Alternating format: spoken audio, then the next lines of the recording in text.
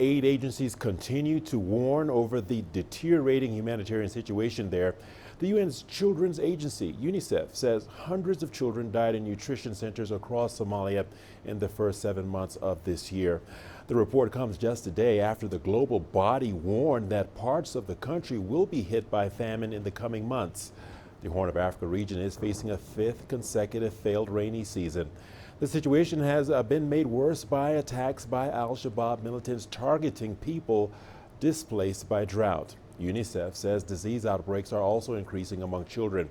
There have been around 13,000 suspected measles cases reported among children, many of them under 5 in recent months. Now, financial aid for Somalia has increased recently, and the United Nations $1.46 billion appeal is now 67% funded. But aid officials warn that more financial support is still needed. Around 730 children are reported to have died in nutrition sites across the country.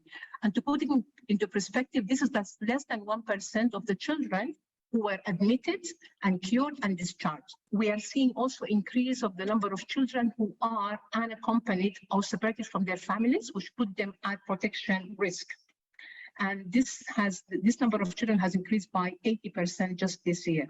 As the drought worsens, protection concerns are growing with heightened risks of gender-based violence and sexual exploitation and abuse.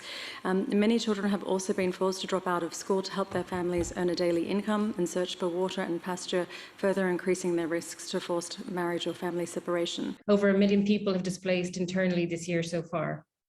Most of them have walked for up to 10 days in search of food and water, arriving with literally nothing in a deteriorated state, with malnourished children or children who have died. Many of the mothers I have talked to had buried children in the previous days, either from contracting diarrhea or measles in the overly congested camps or along the way from malnutrition. We have with us Ezana Kassa, the Food and Agriculture Organization's head of programs for Somalia. He joins us live via Zoom from Mogadishu. Welcome to the program. Thank you for joining us. Now, reports of children dying in nutrition centers. How much can you tell us about this?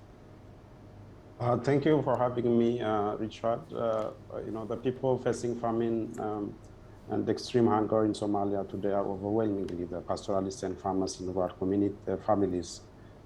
Their survival, as you know, depends on the survival of the herd and the crop harvest they get. And as you have rightly mentioned earlier, that this is the first failed rainy season, and the children's nutrition condition, which is very much linked with the health and the productivity of their livestock and crop, is highly affected. So we are seeing a very deteriorating situation in part of the country, as the livestock have been dying since late last year, and this is now showing a knock-on effect, as 1.5 million children are malnourished. Among them, close to 400,000 children are severely malnourished, and we know that children are dying, so the time to act is now.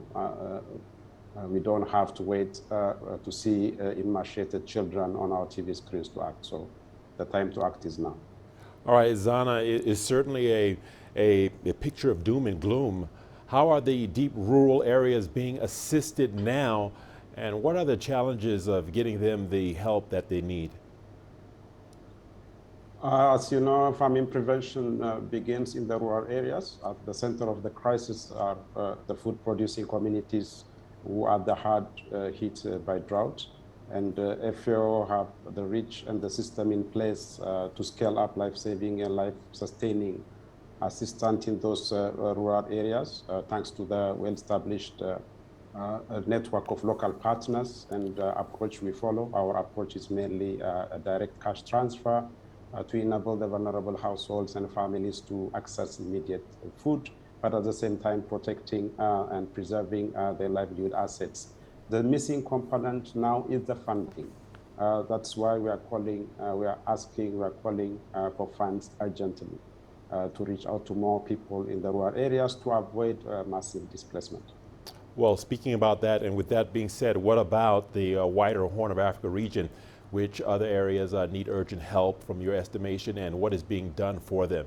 Ezana? Yeah, in total, across the Horn of Africa, there are over 20.5 million people who are facing their entirely avoidable hunger crisis due to drought. This is obviously unacceptable. Of course, the situation in Somalia is much worse in terms of the severity and the magnitude. It is impacting close to half of the population of the country. You might have heard the Famine Review Committee have released a report yesterday. Famine is imminent in Somalia, specifically in the south, in Baidoa and Burhakaba districts, where communities have exhausted their coping capacity, and they are basically moving into IDP camps. So overall in East Africa, in parts of Ethiopia and parts of Kenya, people are affected, but the situation in Somalia, as famine is now in its doorstep, it is quite critical and quite alarming.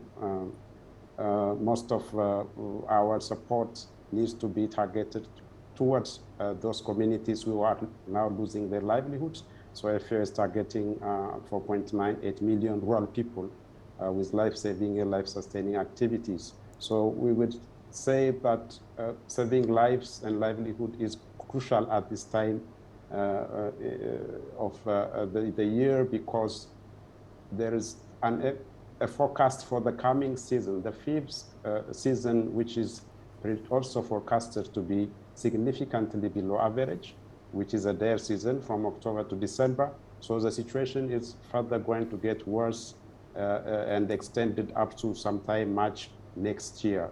So the time is to act now, and we need to collectively need to put our efforts to ensure that these people receive the urgent humanitarian support to meet their needs. Yes, indeed. Ezana Kassa, thanks for that. The Food and Agriculture Organization's head of program for Somalia speaking to us from Mogadishu.